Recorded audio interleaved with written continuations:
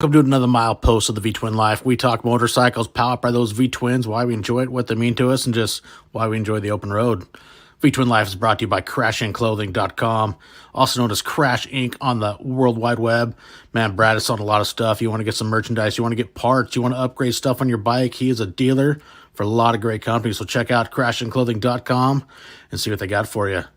Now, we got Wild Ass. You want to add some comfort to your ass? Man, Wild Ass has got you covered. They've got something you like. Use that promo code DWoods. Get yourself free shipping and put that ass in comfort. Can't forget Custom Dynamics, leading the world in LED lighting and LED technology. Man, these got some great stuff. You want to light up your life at nighttime? You want to be seen during the day? Hey, check out Custom Dynamics. Can't forget Lexan. These guys got some great comm units. I just got the new G16s. Man, you want to talk quality? These things are awesome. Loudspeakers, plus they got some air pumps, small ones you keep in your bike. They're ready to go. So check out Lexan. So now, let's get to another milepost of the V-Twin Life. Hey, what's going on, everybody? Welcome to Milepost 124. So now we got Jason Miller joining us. Jason's a Hoka Hey veteran, a long endurance and distance rider, and does a lot of riding. Figure, besides stories, should also have some great tips, advice, and share some crazy stories. Because he's definitely seen the country from behind the bars. So, hey, welcome to the V-Twin Life, Jason. Thanks for coming on and hanging out. Yeah, thanks, Denver. Thanks for having me, man. Heck yeah, it's a lot of fun getting you get to know these. We follow each other on social media. I think we met over in Sturgis too, if I remember right, at the send off.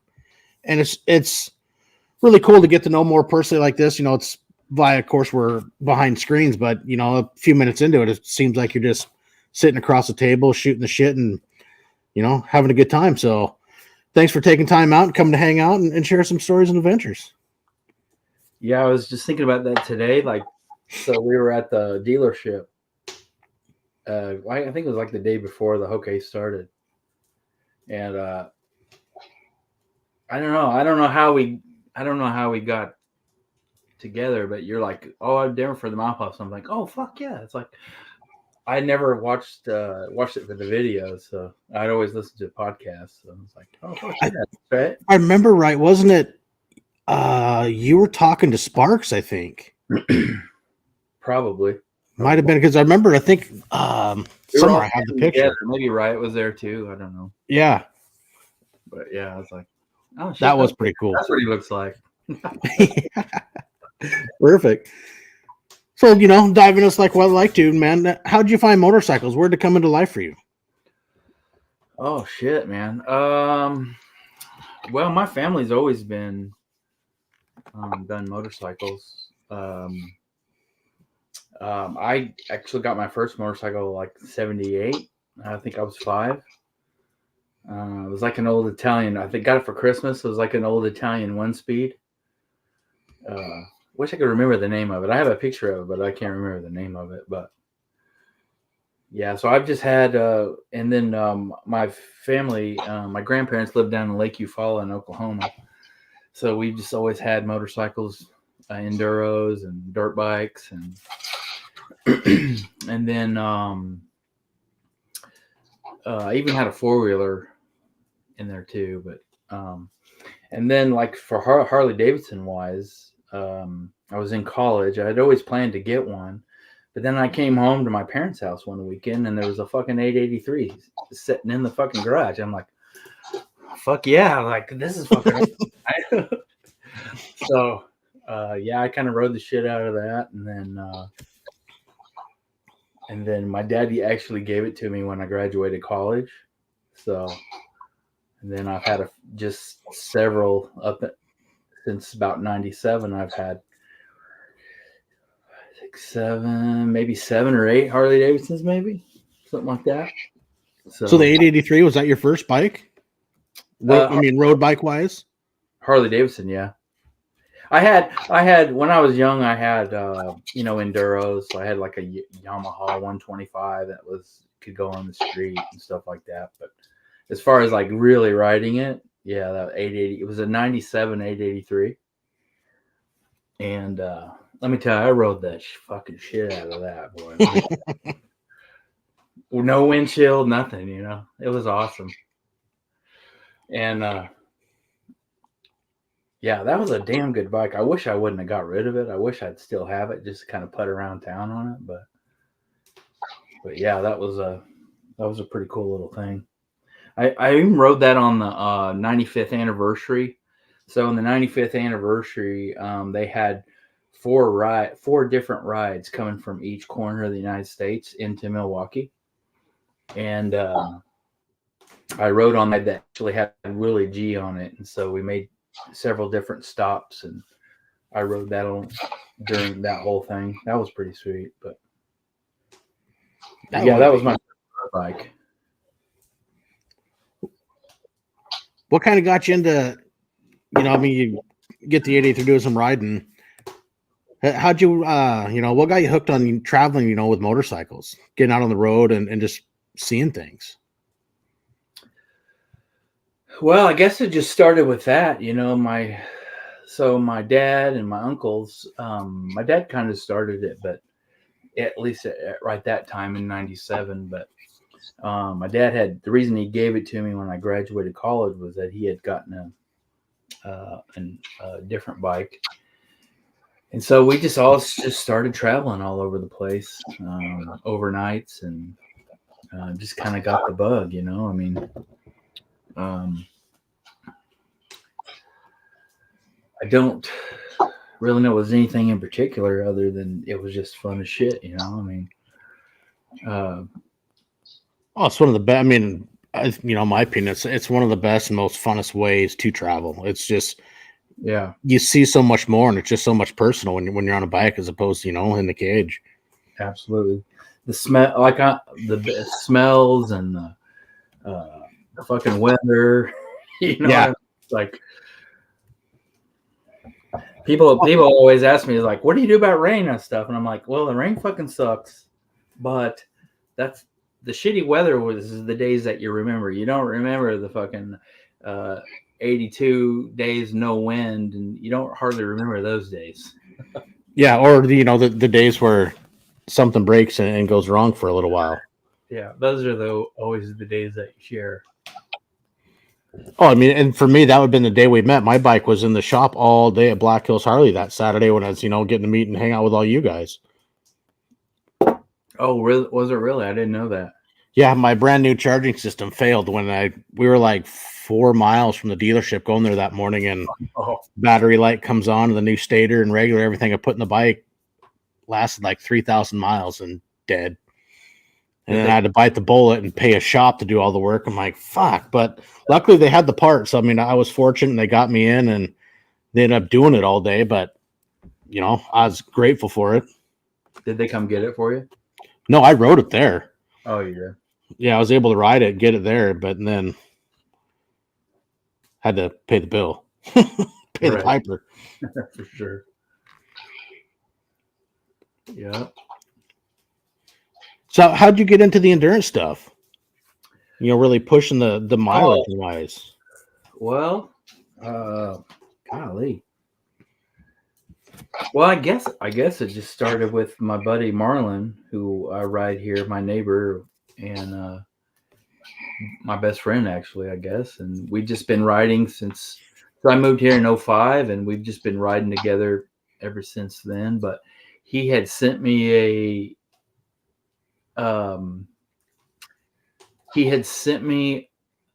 this message on Facebook. He said, like, check this out, right? So I had done a 1,000 miles in 24. My dad and I had done it a couple of years before, and I knew that, like, the iron button, I knew that kind of stuff, but I didn't really know that this, like, extreme, this extreme fucking riding, you know what I mean? Like, I didn't really know that existed, but he sent me this message on Facebook, and he's like, dude, look at this. What do you think of this? And I was like, it was about the Hoka Hey, and I was like, holy fuck, I want to do this. So I sent him back. I was like, let's fucking do this, man. And he's like, fuck yeah. So for like a couple of days, maybe a week later, I'm like, I got my shit turned in, right? And he's like, oh shit, we're doing this. And I'm like, yeah. So yeah, it was just kind of started that way. Like, so they had a rendezvous in 17 in Ohio, and so we decided to go, and they were camping there at a campground, and it was kind of intimidating. Like I'm not one just to like jump in. I'm not one just to jump in like to some new group or something, but like we pulled in there and within like 10 minutes we were like best friends with fucking everybody, and they were like just giving us advice and all kinds of shit. It's like it was fucking incredible. Like, but it was super intimidating because like you had guys like with 2-year-old bikes that had 150,000 miles on it, and I'm just like, or brand like a 6-month-old bike that had like 60,000. I mean, I don't know numbers, but it was just like, Yeah. and I was on I had an '03 anniversary silver and black Electra Glide Ultra, and I got that in '03, and this was 17, and I think I had around 70,000 miles on it in 15 years, and I think it might have been Hippie. He had a brand new bike, but he already had like 30 or 40,000 miles on it. And so he was talking to us, and then he left, and then I turned to Marlon and I was like, what the fuck did we get ourselves into? It's like, what the fuck? It's like, we can't, it's like, I don't know if I can fucking do this, right? Because my God, but no, man. So then I just started riding more and more and more because, in Iowa, like, if we got 10 to 15,000 miles a season, that we thought that was fucking great. In Iowa, that's an extra great season just because of Yeah, because you guys get a solid winter up there. yeah.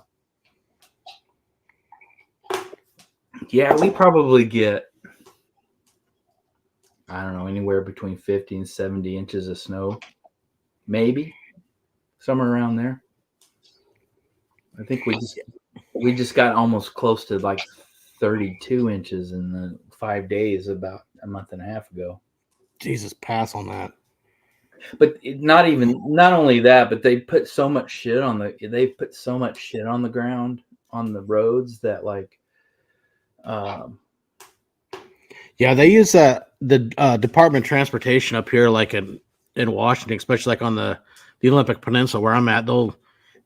They know, we got some shit weather coming, it's going to get cold, icy, or there's going to be snow. They just layer down that de-icer on the highway, and right. like as soon as they put that stuff on, I'm like, yeah, my bike is not even coming out because that stuff is so aggressive and it will just fuck up your bike. Yeah, I'm not really about washing my bike, so I just don't get into that. So hopefully in about March or something, I'll get back on. But so was it 2018? Was that your first Hoka Hey you did then, or 2020? no, 18. Yeah. We kind of ran together. Marlon and I did. But yeah, that was goddamn, it was awesome. Like, so did you really start second guessing yourself a few days in, thinking, "Holy shit"? No, not really. Marlon and I run so good together. Like we're almost one unit. Like we just change lanes, and we just really we've been riding together so long. And do you think for your first one, gear wise, that you were prepared accordingly, or did you kind of find that maybe there's a learning curve that, okay, I need to change some stuff up a little bit? No, I think we were prepared. Like I said, we had went to that 17 reunion, and then we met some guys up in Ohio. Forgive me if I can't remember. It was like the Bikes for Vets, the Ohio guys, Michigan. I think it was Michigan actually, but and Moonshine. So we kind of knew, like we knew right away that like climb gear is the way to go. Like because I was just like a piece of shit rain suit. You know what I mean? Like, like the The kind, old frog togs, that'll work. like the kind you get, like you put it on and you get condensation inside, so you're just as fucking wet as if you would have just got rained on. You know, Yeah.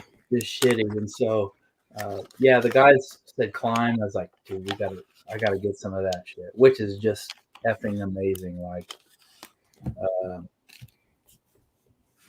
that just completely just changes your riding. Just that climb gear is just amazing. I think. I've heard it's phenomenal. I mean, I've, seen a person, checked it out, like, well, last time when Shell was here, that's when I finally got to, look at the gear in person and see what, I mean, stuff's heavy duty and looks like it is some seriously quality product. Yeah. It's impressive, but, I mean, you hear some people, oh God, it's so expensive, but I don't know. You look at the flip side, it's like, well, what's your life worth?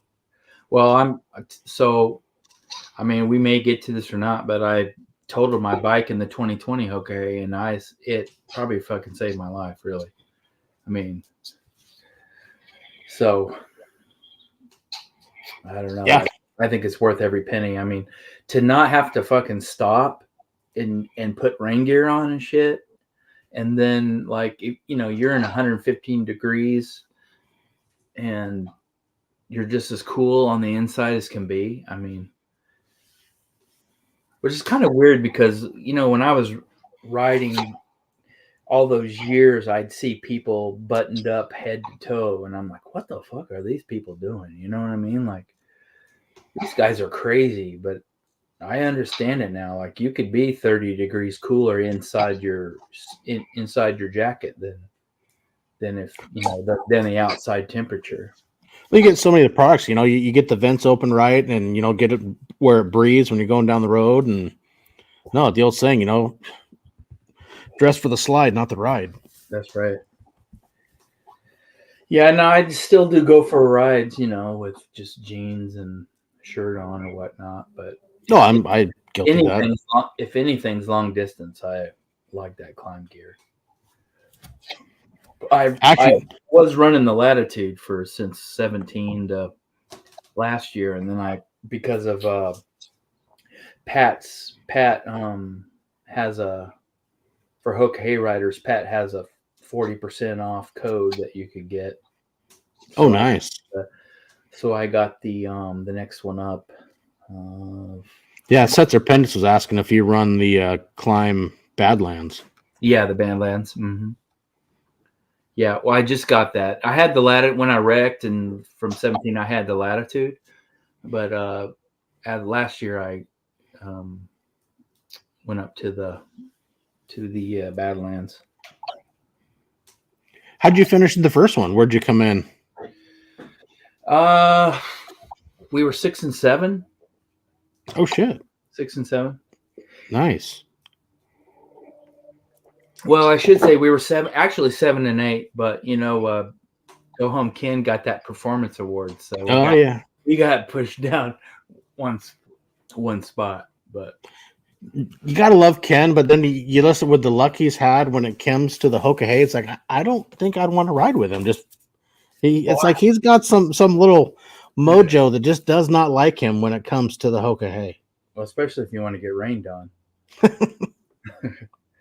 Actually, that in the 18 or the 2021, I was running with him and Ken Coert for a couple hours, and I think it was the first day or the second day, and finally I just like I can't keep up with these fuckers, man. I just can't do it. And then I roll up on them, and they had gotten their accident, But they're hardcore, man. Both of the Kens they're fucking amazing people, man. Ken's super cool. I mean, got to know him pretty well. Shoot, get a phone call. We'll chit chat at least once a month. But yeah, I want to talk about a guy that rides. Holy crap! And that's really the coolest thing about the Hoka Hey. That almost damn near every person in there is just fucking cool as shit, right?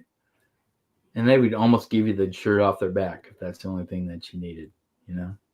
I love that.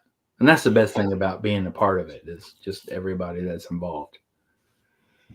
It's like, you get the motorcycle community as a whole, and then you get the little like sub communities inside of it, and it becomes like a family.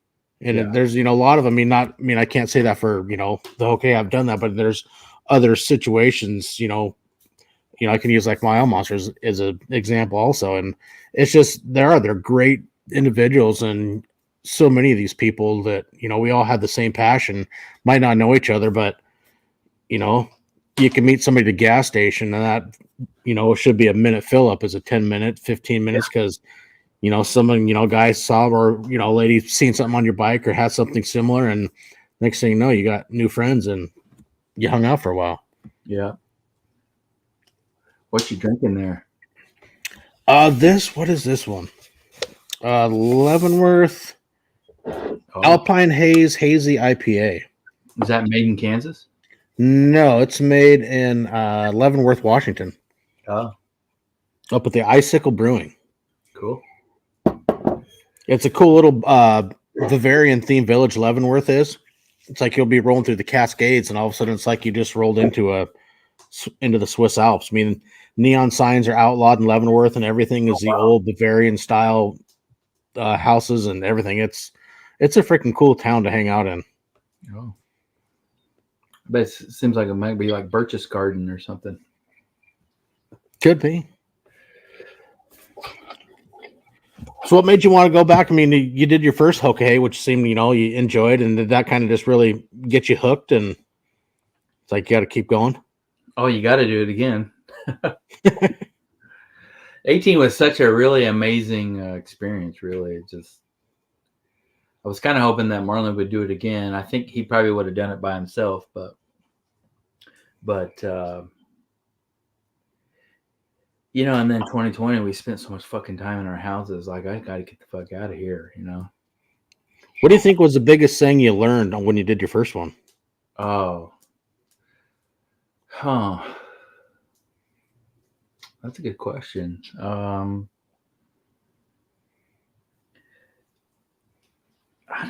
don't know, man. I struggle with sleeping outside no matter what. And I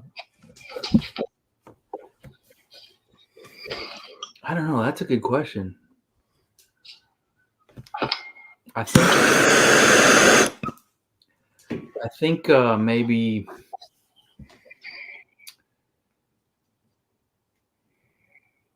Yeah, I don't know. You hear so many stories from people, when, stuff they've learned or little things they took on, or even, a lot of people, you hear how literally they found themselves. And I'm just curious to know what one of your biggest takes was from the first one that you learned.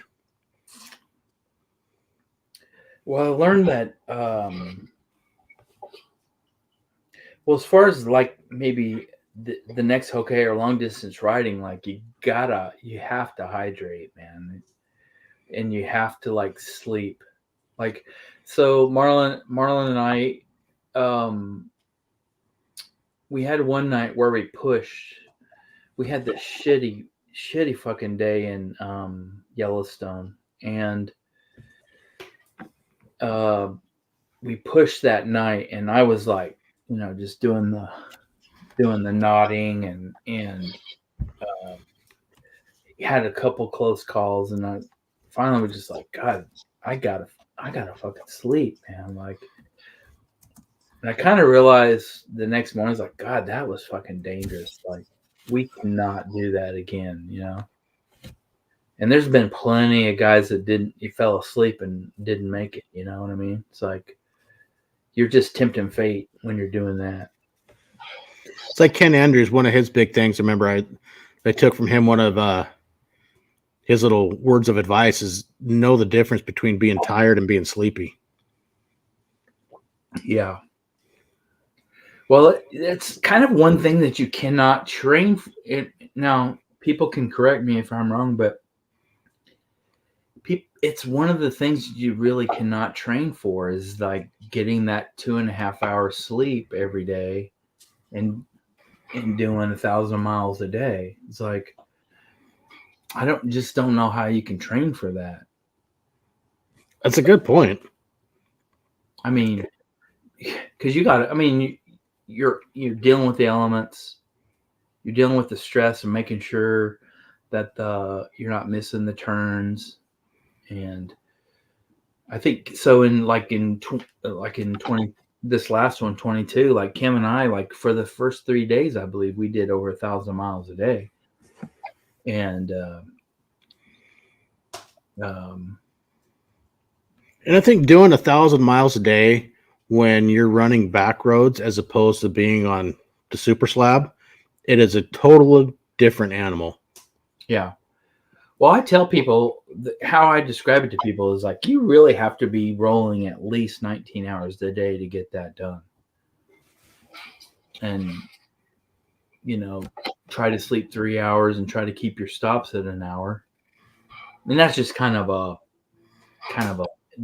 that's kind of my way to kind of explain what you try to do. But yeah, I think everybody gets a system down for them, but yeah, that would be a tough part, the fatigue and that, and other people that I've talked to that you learn more about this is sometimes I don't know if stress is the right thing, but following your directions, making sure that you get the turns, because you're not following GPS's turn in 5 miles and 1 mile. It's like you really got to be paying attention to signs. And I've heard that's, a big kind of a fatigue, I guess, in a way you could call it. Well, historically, like to me, the good thing about riding motorcycles, you could just get on, zone the fuck out, and just enjoy the scenery and stuff. But this is not what this is. This is 19 hours a day paying the fucking attention of every fucking mile you go. And I'm generally a indecisive person anyway, so it can get pretty hairy for me every once in a while. Well, it's like clutch out. Do you ever reach a fuck it moment and you're just like fuck, and you just kind of got to regroup, maybe take a break and think about things? Oh yeah. In the 18, so Marlon and I had caught up with Dave from Michigan. We were riding with his group, and it was in the middle of the night. We were riding through Indiana, I believe, and I kind of wanted to stop because I was tired, but we just kept going. We pulled over, and I had my wild ass on my seat, and we pulled over. It was probably midnight. It was black as shit, and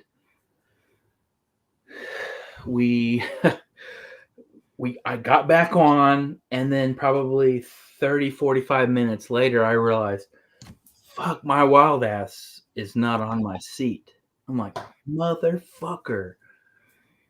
And I lost it in the middle of the night in Ohio, in the middle of the fucking Hoka Hey. And I just fucking broke. And finally we got to a church, and we got off to sleep, and all I could think the whole time was like, that's $230 fucking dollars down the drains. Like, holy fuck. So I like threw my helmet. It was not a good moment for me, but I think that was my little breaking point for that one. But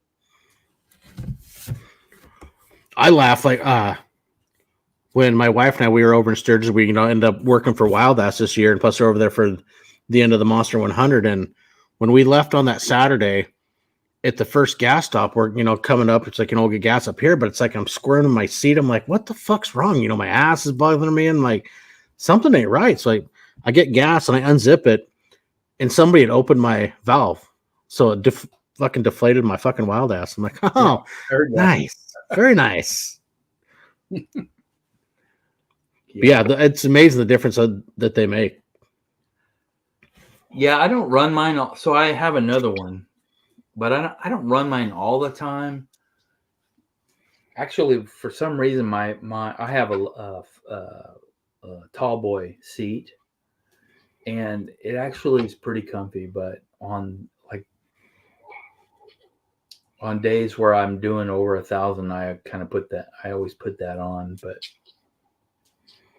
But I would say that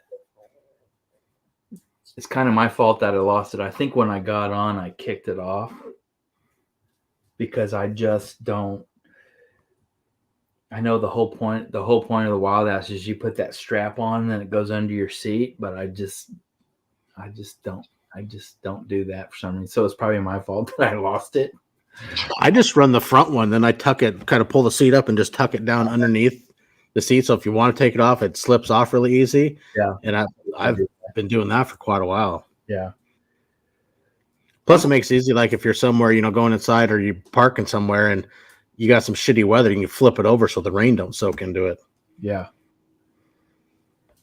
Yeah, I such a princess with the P, It's like I have a hard time getting comfortable, and when I do, it's like so I'm always like adjusting it, and then when I get back on the wild ass, I was like, God, it's got too much air, but then maybe it doesn't, and so then I fill it full, and then I kind of let it out again till it feels right, which is okay, but I know Frank Orlando said he's used his, it doubles as his pillow when he's sleeping. Oh yeah, absolutely. Done that before.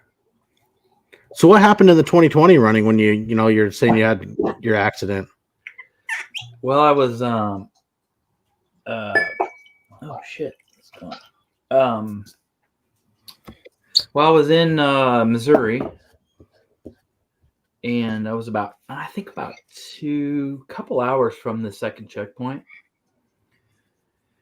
and it was like 8:45 in the morning is what my tracker said, and so it was kind of dewy, and so Missouri doesn't have shoulders on their secondary roads, but they have rumble bars, and so it was dewy, and the rumble bars were fucking painted. Oh shit. So I was running at a good clip. I would say, like, if I do it again, I wouldn't be going, 90 into 55 or whatever. Just that's not exactly accurate, but pretty close. But so an animal ran out, or about maybe like 400 feet. An animal ran out to the left, and so I looked left just to make sure that he wasn't coming back. And right when I looked back, the road had just veered left a little bit. So I got on the gas. Counter steered, and I should have made it, but the fucking rumble bars were painted, and the dew and all that. And when I hit those, it just sucked me on down. And so there was a big culvert, and I almost could have rode it down into the bean field, but there was the only gigantic hole within 2 miles, and it was right there. I smacked it and bucked me off. The handlebars hit me a couple times, and I went flying. And I came to beyond my motorcycle, and the cop that ran the tape, it was from the hole to where I stood was about 180 feet. Jesus. I stopped. But I landed on my back, and I tumbled, and I stopped like right on my knees and my hands. And I was probably about 4 or 5 feet from my motorcycle. And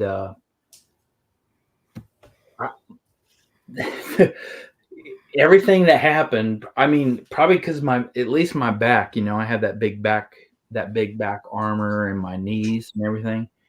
And I ended up having 3 compression fractures in my spine, which they don't really do anything for. It's just kind of like where you smash them, I guess. But I don't know. It just happened. Like, I was lucky it bucked me off so I could get away from the spinning bike, and it was weird. I'm lucky I had the ringer off on my phone. This lady pulled up, and she said, "What can I do for you?" And I was like, "Well, I need to call some people. Can you call my phone Luckily, I could hear it ringing because it was way in the bean field. Like I never would have found it. But yeah, so I kind of think that. So my tracker indicated that I was going 58 miles an hour when I went off, because that's kind of when it stopped. And so yeah, I mean that's it. I mean, it had been a really bad couple of days. What day was this into it? I think it was. I think it was the third day. So I spent the night at the church the first day. The second day, God, see, I have a trouble remembering all this stuff. Like, so if I get it wrong, Oh, no worry. I mean, I can understand how some stuff blends together when I the think extreme the of day, the challenge. I spent the night in a park.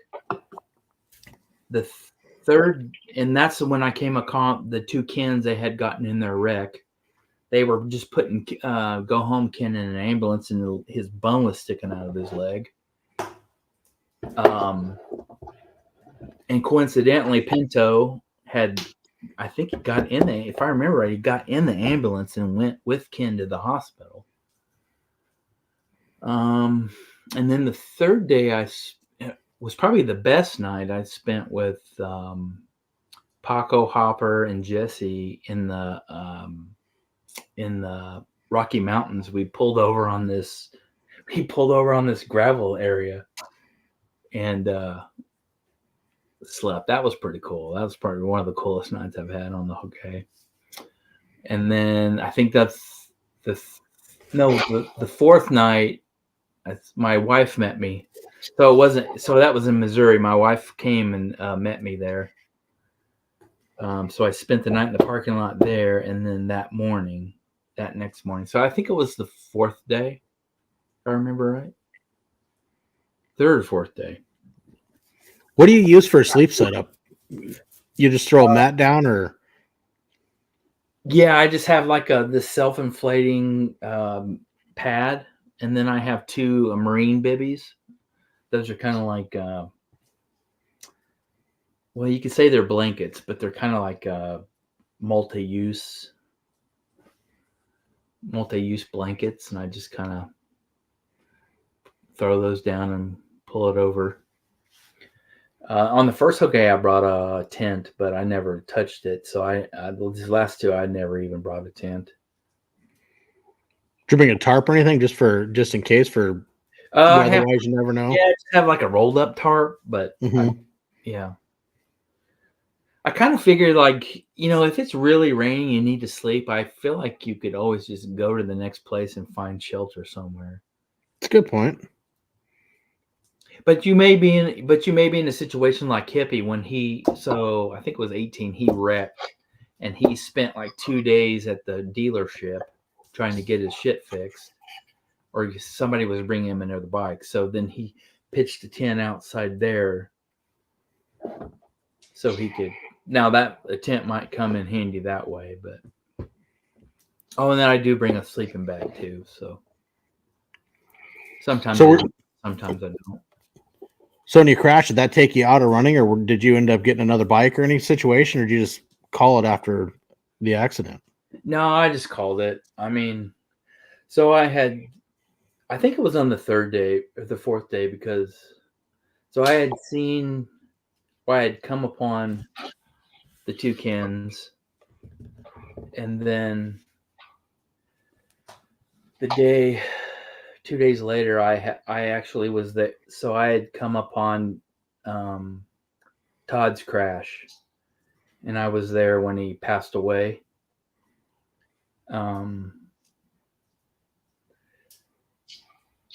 So that was a pretty sobering moment. So and then wrecking. So it was like three different occasions of like, oh, holy shit, this is this is real shit, So I wasn't there when he crashed, but when they were working on him and pronounced him gone, I don't know, it was really sobering. Did it make you second guess signing up for another one? No, not really. I would say that all of it took me a while to like get back on though, I would say. Like, so that was in August. I think I can't remember when I bought my other one, but that first ride, I don't know, that first ride was getting back on after I had wrecked and saw those other events. That was I don't know. I can't really describe it, but Yeah. like, oh shit, I'm doing this again, No, understandable. Todd and I had spent a really nice ride up and down the night before after our meeting. We had spent a really nice ride there in Panama City Beach. They kind of have a road that kind of goes through the motels and along the beach. And he and I had pretty cool ride, and we were talking and stuff, and then we had went through this mine that had millions of tar snakes, which was just like going through ice. It was so weird. It was so hot. And him, Goat, Pat, maybe, I think, they were leaving and I was just getting gas. So I was busting ass trying to get caught up with them. And then when I was on this highway, and I can't remember what highway it is, but I saw them pulled over. So then I pulled over to see what was going on. And then they were way down in the culvert. And so the ambulance was just getting there. And I don't know. The whole thing was just, I don't know. Yeah. Emotions to go through and everything else. And so when that was all over, I think Goat and Pat and them had to give their statements to the highway patrol. We had about like 220 miles to go to the second checkpoint there in Santa Fe. So I think it was me, Goat,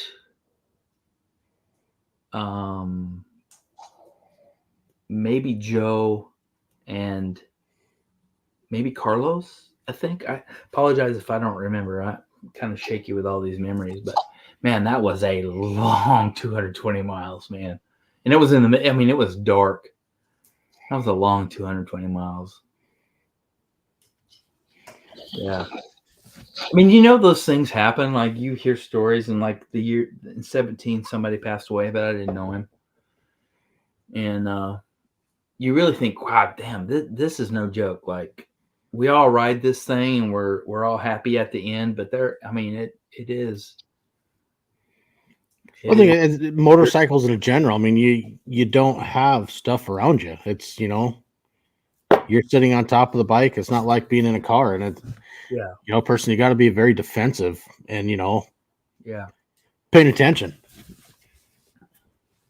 It's like, I think, a lot of times I'm riding, it's not so much I'm watching the car that's in front of me. I'm watching 2-3 cars in front of that one and watching lights and then really trying to pay attention. Yep, absolutely. So I don't know. No, yeah. So in 22, I was ready to get. I kind of felt like, so I didn't make it, and I felt like, I don't know. It's like I gotta finish this. It's like I can't go out like this. Yeah. Where'd you end up finishing on the 22 running? I think Kimberly, Twister was saying you guys rode a lot together in 22. Yeah, I think we're 13, 14th. I think. It's what I remember, I think. Yeah, we didn't even really. First of all, Kim's a shit, man. Like, he's so fucking cool. Yeah, my buddy Marlon wasn't able to run, so I run the 20. I was kind of I was doing it on my own, but then you kind of pair up with people as you go on for a day or two, and then Kim and I, like, we started, and so the very first day we just ended up like all of our gas stops ended up being the same. So we were running pretty hard that first day too, and nothing was ever really discussed. We just kind of stuck together, and then we got to the first checkpoint, and we both kind of said, kind of like left it up in the air. You're welcome to leave, or do you want to continue on? So I was like, I don't. If you want to, let's do it. I love it. I'm glad I did, because it was a great experience, man. She's such a first of all, she's a fucking badass, but Yeah. she's just a cool person too, and I hope she feels the same. But I feel like we kind of mesh. And I need somebody who like literally, I'm so indecisive sometimes, like, and I'm surprised she didn't nickname me U-turn or turn around or something like that, because she was fucking great at navigating. Like, when we hit the extraterrestrial highway, like, you came around this curve, and there was a gravel road right off the ground. There's a gravel road went right off the highway we were on, and then met another highway, and then you come around to a stop sign. Never in my wildest dreams would I ever think that this gravel driveway or this gravel road is the start of the extraterrestrial highway. Like, and I'm just telling her, like, how the fuck did you know this? Like, I don't get it. It's like she knew it, and it's like, God damn, I would have been shit out of luck with that one. Like, I did not get that at all. We had several things like that. Like, I don't know. What do you think is one of the fondest memories from running in the 22? On the 22? Oh man. The fondest memory. Shit. Damn,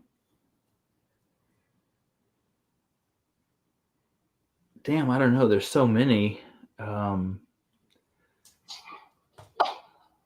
I don't know if it's a fond memory, but I got stuck in the fucking gravel and sand about 11 o'clock at night. And we we both had to like dig me out, and some guy came in a car to help get us out. Like, so we pulled over on the road, and I was gonna ask her, like, do we want to go to the next town and have a sleep or something or whatever? And it was like gravel. So she pulled over on the shoulder, and I pulled over to the right, and it was kind of like gravel. Well, when I started, that gravel just gave way, and I just started going down, down, down, down, and down. And it was like, and then when we got to the bottom, it was like thick fucking sand. And it was like I got off my bike, and it was just, my bike was just sitting there. It didn't tip over. And then I finally got it a little bit further, and then it did tip over. Then we both had to pick it up, which was heavy as shit. I ended up having to like unpack the fucking bike so we could pick it up. I bet she was ready to fucking kill me at that point, probably. But like I said, like with the rain or the weather, like those are the things that you really remember, right? What do you think would be some of the best advice you could think that you'd give somebody that's wanting to sign up to attempt it? Oh man, well, get the right gear. You gotta get some. You gotta figure out how to get miles and then sleep and then get more miles. Like how to manage that. Yeah, Kim said she picked it up 3 times. Picked up your bike. Yeah, and I think I probably was the cause of one of those, probably. But I would say just fucking do it, man. Like, I say get the right gear and all that, but there's people like Riot. He used to do it without any. You can do it. I say just sign up and try it, man. I mean, When are you going to try it? I'm considering 26. That's my thought. It'd be fun. It'd be, I think it's one of those challenges that you sign up for it and challenge yourself. Are you able to finish it? Do you mentally and physically, can you take the challenge? And, I would look, myself that I think about it of signing up for it. I looks cool. My goal, day 12, day 13. I wouldn't be out the gate going, how, I want to be the first finish. It's like, Right. I don't think that's not the way I would look at it. It's like, I got X amount of days and I just want to be able to finish. If I attempt it, say, hey, I did it. I made it to the finish and see if I have what it takes. Yeah. I mean, some people might be less, some people might be less sentimental about it, but to me, it's like your life before the Hoka Hey and then your life after. Like, you don't see things the same way.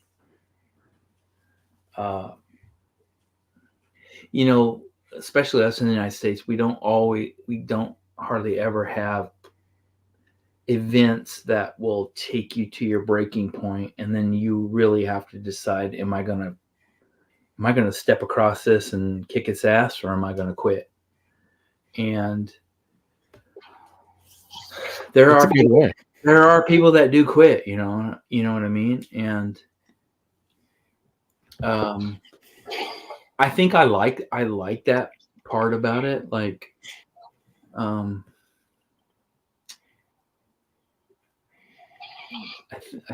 think for myself as, an outsider looking in, it's one amazing challenge. And it's got to be a very, it's like you said, a very physical and a very mental challenge. It's going to go on for, obviously up to 2 weeks, and, you're pushing yourself and you're learning yourself, how much can you take? Yeah. Well, it's really about how can you manage those moments, because really your whole existence is on that green and white paper and what the next fucking turn is. That's what your existence is, and what's in front of your wheels. So if you can, if you can manage that, there are times where you're just, I don't remember this in 22 because it really was such a good ride. I don't remember, being at the breaking point or whatever, but it's it's just the mistakes. Like, can you manage those? Can you, like, what's next? When you can sleep, when you can't sleep. I had a few issues with gas. Now, Twister's gas went a lot further than mine did, so we had a few issues with that, but that seemed to be the biggest. Well, what year bike were you riding in the 22? A 20 limited. Okay, so you had 6-gallon gas tank. Yeah. Yeah, hers was doesn't have a box on it and stuff, and so she was probably. I mean, I don't remember the exact numbers, but if I had 20 miles left, she probably had 40 or 60. Now she claims it's because I was using cruise control, which might be, but cruise control can be a great thing. Yeah. Well, I love it. I do too. She never uses it. I'm like, you're fucking crazy. But then she always had a lot more miles than I did, so she might be onto something. I don't know. I always thought that made the gas mileage better, but I don't know. It's hard to say, I guess. Yeah, who knows? Oh, I do have one of the best moments. So we were riding, I can't remember what state it was, probably Nevada or somewhere. We were running through a desert area, and we came across Champ and Kathy, Billy Foltz and Kathy. They were riding together, so we kind of rode together for, I don't know, maybe half a day, and kind of rode through the desert together and stuff, and that was pretty cool. Anytime you can ride with Billy or you can ride with the greats, and Kathy's just cool as shit too. So, actually, that was like when we went through the desert together, and we had stopped to get gas, and that's when she broke her hand right there. Let me tell you, somebody that's fucking tough. Like, she fucking broke her hand probably halfway through, and she finished the entire thing, and then went and got a cast.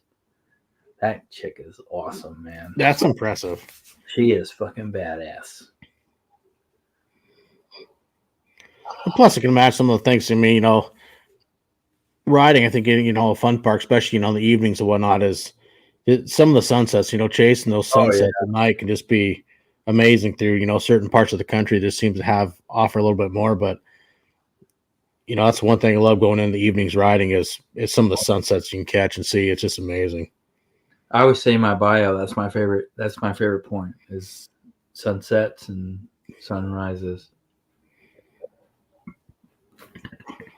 That's always in my videos, my YouTube channel. I always try to make sure I include each day's sunset and sunrise.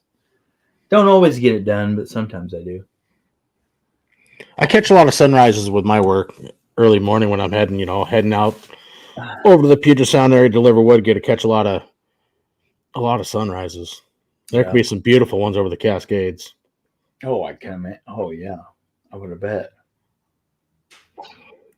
Here you don't get too many. I mean you do, but I guess maybe where you're from, maybe you don't appreciate it as much as like if you're somewhere else, you know? Yeah. What's one of your favorite areas that you really enjoy riding?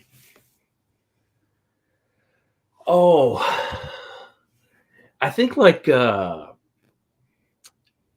think around Idaho, somewhere around there was just really fucking beautiful, man.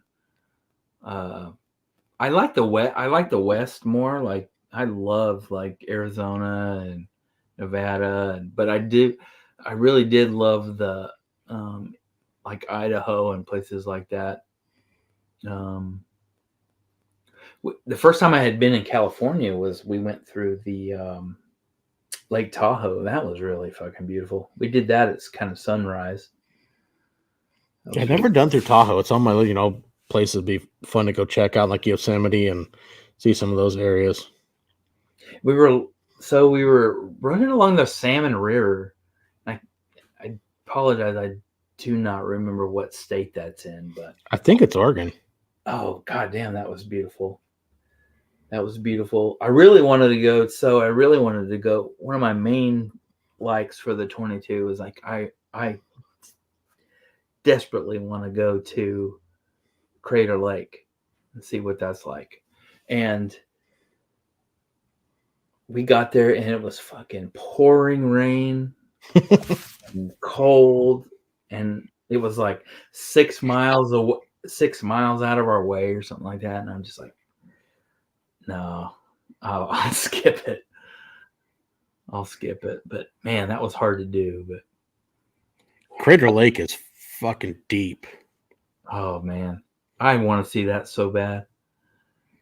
When it's nice, anyway, I should say. Yeah, not in the pouring rain. One of the coolest places that we went was Jerome, and I think that's Arizona, maybe. Have you been to that? It's a town up in the mountains. No. We rode through there, and I was like, "This is a cool fucking town." I think it might be Arizona, because I think it's not too far from Tombstone, maybe.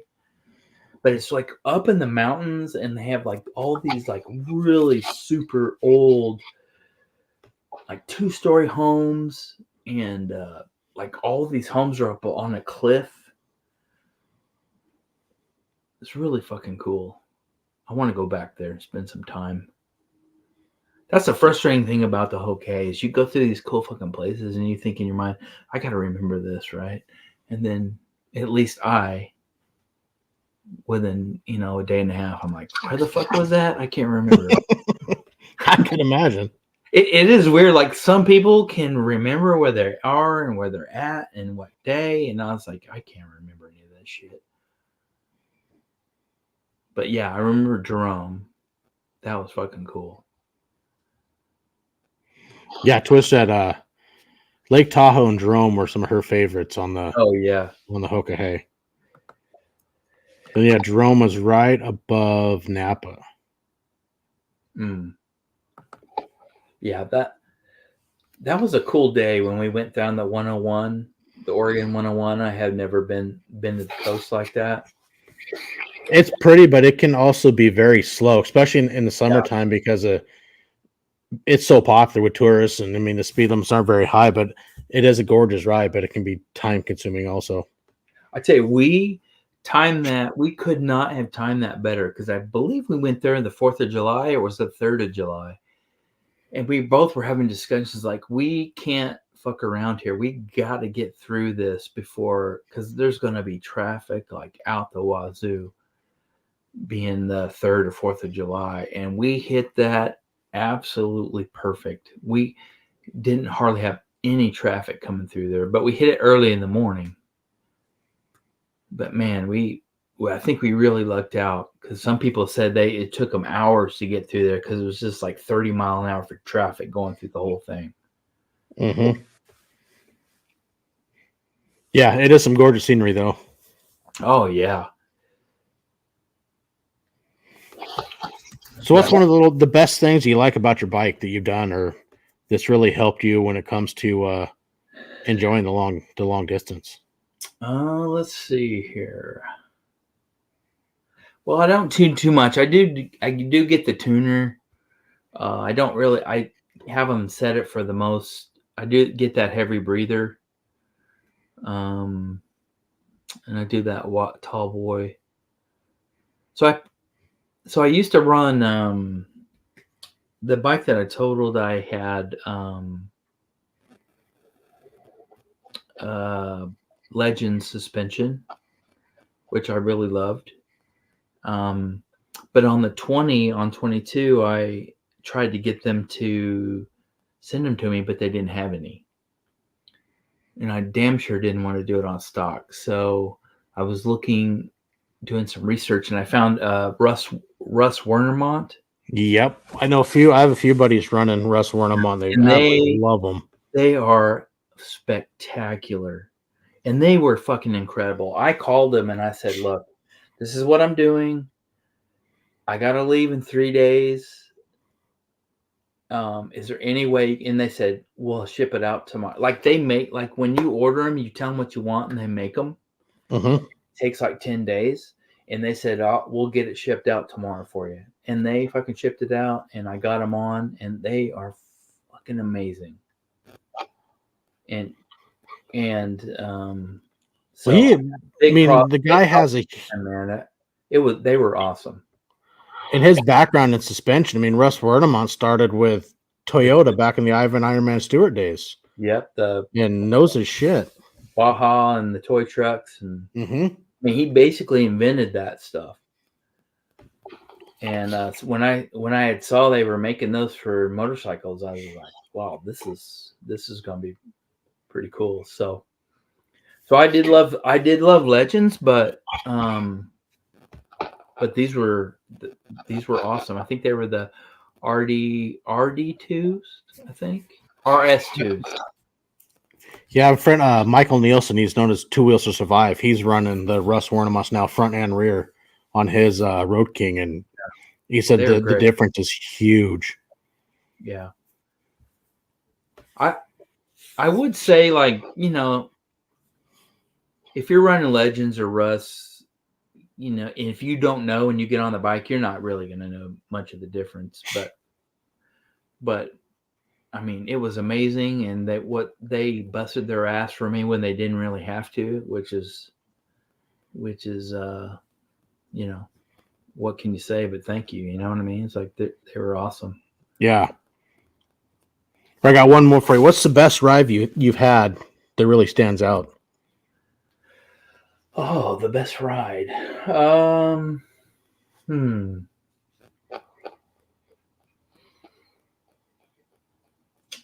Well,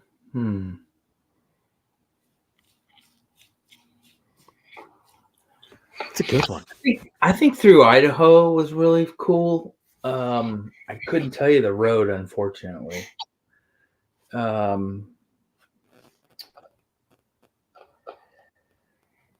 Gosh, I could go back and look, but anywhere through Idaho is really fucking cool. It's just beautiful there. There is some, Maybe especially wrong. coming down through the Panhandle has got some great riding. Or God, I forgot. It was Moon Rocks National Park, or it's through there. There's a spot. It's east of Boise. It's an old lava flow. Oh, Oh God, dang it! What's the name of that place? I really wish I knew if I remembered because it was just beautiful around there, and then we stopped at this plateau, and we were up on the top. You could just see for miles and miles, and it was just Ah, this is Craters of the Moon National Monument Preserve. It oh, is cool as hell if you ever get through that area. that might be it actually. And there's like when I go up to Rapid City and stuff, there's a road that um some people know, but not a lot of people know. It's called Nemo Road. Oh, Nemo! I got introduced to that when I I, went over there. Craig took me through that, I and I don't know took my why. wife.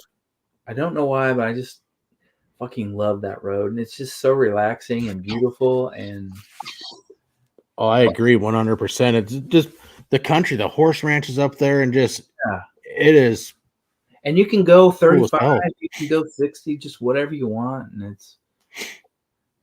I just really love it. I don't know why, but Yeah, I was so glad when one of the days when we were, because I was staying with Craig up in Rapid City, and so on the days we working down in Sturgis, he's like, "Hey, we'll take the detour and take the long way," and got introduced to that. It's like, holy crap, this is fucking cool as hell. yeah, yeah, love that road. I know there's a lot of a lot of cool roads, but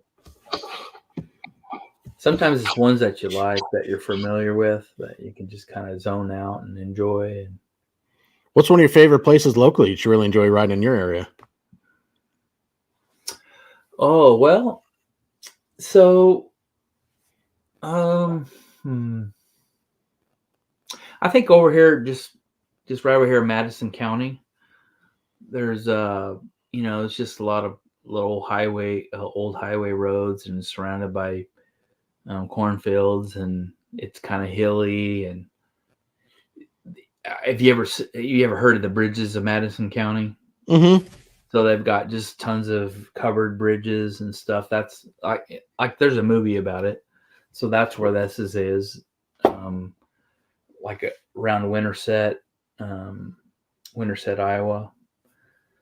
So it's just a lot of cool, lazy roads. Just you can go see the bridges if you want. If not, you just a lot of really cool.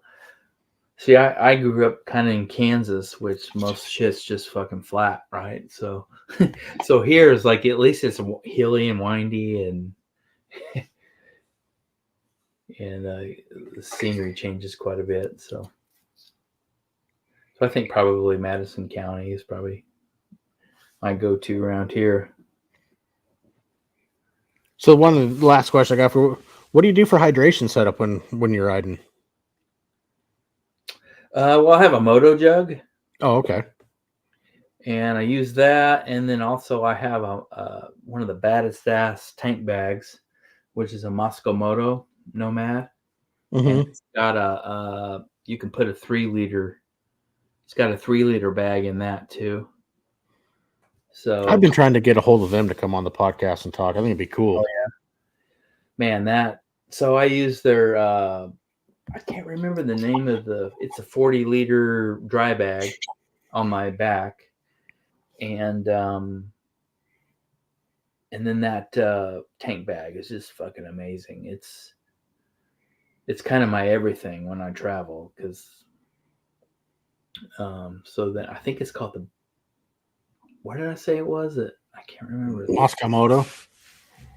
Yeah, it's called, I can't remember what the bag's called, but it's got, so like most tank bags is you just zip it open, it's just a big box. It's like a big box. Well, they do it in layers. So they have this thing called the beaver tail, and you can kind of open it and you can use it for trash or hold whatever you want to hold in it, and it's really, you have access to it. But then the first layer you open it and it has all these pockets and stuff, and then you have another layer that's a little bit bigger. So it's not just one big hole that you have to dump everything in. Yeah, they all have like pockets and stuff. So that could be handy. Yeah. It's amazing how handy a tank bag is. And I went to using one this year, with more riding and pushing my own self a little bit more. And a tank bag is so handy. Yeah. Yeah, I've always seen those and like, God, that's just it's too much, but once you get used to it, and it's like, that's literally your everything. Like if that got stolen, I would be shit out of luck, it's like everything's in. I think it was when I had Jeff Chauncey on, we were talking about it, and I was telling him I was going to get one, and he's like, we finished, he's like, don't. He goes, well, I got one for him. Like, what do you mean? He's like, I have 3 of them, and I've only used one. He goes, it's brand new. Send me your address. No, really? Sweet, thanks, man. Yeah. So he sent me Chase Harper, I think is what it is. Yeah, it's extremely handy. Yeah, and one of the cool things about this one is that like, so it's very organized, so where everything is, but like if you ever had gotten hurt or your bike wrecked or whatever, you can use it as a backpack. Like this thing comes out of it and you can put it on as a backpack, so you can like pack out of somewhere if you need to. This one has straps on it too that you can. So I mean, it doesn't have all the compartment. It's just a big, large open one. Because I bought when I did this year for one. Well, I guess it'd be last year now. The Monsters Over Mountains run that I put on. I bought a tank bag, and the review said it was great. Well, you'd hit like 55, 60 miles an hour, and the damn thing wants to come off the gas tank. Yeah. And I was literally riding with my arm on it to hold it in place, and got some paracord and tied a few things just to try to help it stay on there. It's like, this thing's a piece of shit. Yeah. It was a nice size, perfectly set up, but the magnets in it were just dog shit. Yeah.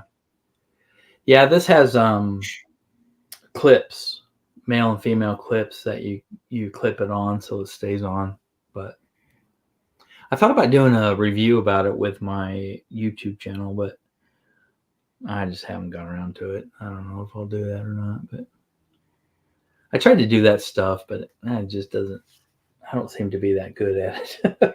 Yeah, I thought about. I mean, I got one that I need to do one for because Viking Bag sent me a bag, and it's a sweet tactical backpack that can mount on. It's like when I was talking with him, I said, dude, I don't run a sissy bar. I got a bagger, the tour pack, but I can strap to my back seat, and I told my man, I'd really like to try out one of your tank bags. Oh no, we want you to try out this backpack. I'm like, fuck, whatever. Okay, I'll give it a shot. And it is great. I like the hell out of it, so I got to try to do something for him. But awesome, it is, man. Well, shoot, thanks for coming on. We're coming up on almost an hour and a half. Oh yeah, cool. So actually, Clutch was asking, what's your YouTube channel? It's J Mill Rider. J Mill Rider. Yeah, I just do kind of mostly Hoka Hey stuff, but they're around 2020. I was doing some like independent rides and trying to do those things, but not really good at it. I just kind of like try to do it for shits and giggles. But that's what I want to try to start doing. But yeah. I know it's like everybody says, your first 50, 60, you're not going to be the greatest, but it's a learning curve with anything. You learn and everything gets better in the process. Well, I tell you, I started doing it because in 2017, like when we were gonna do the Hoka Hey, like sometimes I kind of get obsessive about stuff. So like I wanted to get this done, and there were like maybe 4, 5, or 6 really good videos that were done from earlier Hoka Heys, and so I Mhm. watched like a fucking million times. It's like I don't know why. I just kind of like watched them all the time, but I was like, I think I'm gonna do this for other people just so they can see what's going on with it. I don't know if people ever watch them. Like I can see the numbers, but every once in a while somebody will come up to me and say, "Hey, I watched your video. That's pretty cool." But I kind of do it for myself, really, because you can kind of go back and reminisce. That's very true. The memories that you get out of it, go back and relive it. Yeah. Well, shoot, man. Thanks for coming and hanging out. Yeah, sure, man. Thanks for having me. I appreciate it. Heck yeah, it's been a lot of fun. It's always fun doing this. You get to know people more and kind of share some adventures, and we just all help the community grow. Well, I had told you, it's like, between Hop and Riot and all them. So it's like, why the fuck could you? What the fuck am I doing? So I feel like Well, they're it's doing like me. I'm just more a shit than small I. town. Yeah, and I'm just a small town individual, but it's like we have that common ground of we all enjoy life on two wheels. So Yeah, just interact and mingle, meet people, and share stories. And you hear a place like you talk about. It's like we can all help. You build a little bucket list of places you want to see because you hear about other people's adventures, and yeah, for sure. it's been an awesome run. It's just a lot of fun. Absolutely. Well, I'm Yeah, sure I'll see you in June in Lebanon for sure. that's the plan. So yeah, hang around. Don't go anywhere after we end. But All yeah, right. we got the Monster K and down to Kansas in June will be a lot of fun. Yeah, that'd be But sweet. yeah, thanks everybody for tuning in to Milepost 124. 125 is gonna be 2 weeks out because I have my niece's birthday next Sunday, and I gotta go to that because she's a little kitty. So, but hey, everybody, thanks for coming and hanging out for another night. Jason, been a lot of fun. Yeah, And man. hey, thanks everybody. Ride safe, have fun, and we'll catch you in the crossroads. See you.